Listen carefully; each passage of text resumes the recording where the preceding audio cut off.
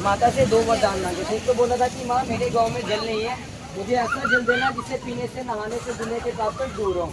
और दूसरा वरदान मांगा कि आप जैसी कन्या मेरे घर क्यों नहीं किए जिसके मैं सुबह उठ के दर्शन कर सकूँ। तो माता जी ने बाबा जी को कमल का फूल दिया।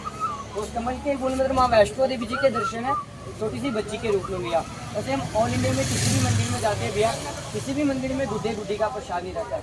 आजकल तो लोग भैया कई ऐसे भी हैं इन चीज़ों का मजाक बना देते हैं, पर ये मजाक वाली चीज़ नहीं है, रियलिटी है। ये जो माता जी थी उनकी कमल के पगड़ी में से प्रकट हुई है, किसी के पेट से पैदा नहीं हुई है। तो जब कन्या प्रकट हुई तो बाबा जी के मन में विचार आया कि नहीं तो मैंने शादी की है, नहीं मेरे घर में कोई गाय है, नहीं कोई भैंस है, ये कन्या मर जाएगी, मुझे हत्या लग जाएगी। तो बाबा जी ने कन्या उठाई, सारे गांव में घुमाना शुरू कर दिया, क्योंकि बाबा जी के घर में उसका पालन पोषण करने वाला कोई नहीं था। तो सारे गांव में पूछा भाई जिसकी कन्या है ले लो, कन्या मर जाएगी, मुझे हत्या लग जाएगी। जब कोई नहीं माना, बाबा चलते के पीपल की पेड़ की छाव में बैठे थे, कन्या को सुलाते थे जिनमें काशवाणी होती कि ब्राह्मण पहले तुम तो वरदान में मांगता है, अब मुझे तो दर्शन में लगा रहा है। तो बाबा जी कहते हैं कि माँ भगवती इसी कन्या का मैं पालन पोषण कैसे करूँगा। तो माता जी ने कहा कि ब्राह्मण कन्या मेरी छाती लगा।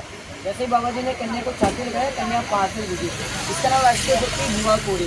कहते थे माता रानी 5 साल की थी, वो खिलौनों के साथ खेला करती थी। वो क्यों? क्योंकि बाबा जी जब खेती बाड़ी करने जाया करते थे, माता जी को वस्तु देके जाया करते थे। इस मंदिर में माता जी को वस्तु अति प्रिय है, इस मंदिर में वस्तु चढ़ाई जाती है। जय माता दी, इस मंदिर की महानता है। यहाँ पे ऐसा भी है जिनके घर में संतान नहीं होती, होती है गुजर जाती है, होती नहीं है, डॉक्टर ने मना कर दिया होता है, यहाँ का जल है, यहाँ पे आके स्नान करना पड़ता है। स्नान करके बाबा जी के आके मन्नत मांगी जाती है। 3 साल के बाद उसमें इसकी मन्नत पूरी होती है, तो दोबारा यहाँ पे चढ़ाने के लिए आना पड़ता है। साल भर के अंदर इसमें मनोकामना पूर्ण होती है।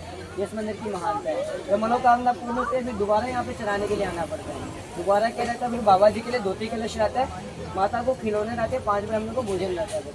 ये इस मंदिर का मेन रहता है। हाँ जी, ये मेन है। हाँ जी, मनोकामना पूरी होती है। जय माता दी, ये इस मंदिर की महानता है। बाकी इधर क्या होता है, गुड्डे गुड्डी का प्रसाद होता है, जो लेडीज की होती है, जो माएँ होती है, वो चढ़ाती है अपने बच्चों के नाम से, अपने बच्चों की शिक्षा के लिए, बच्चों की पढ़ाई के लिए, कारोबार के लिए, बिजनेस के लिए, लोग की शांति के लिए लंबी आती है। दरबार की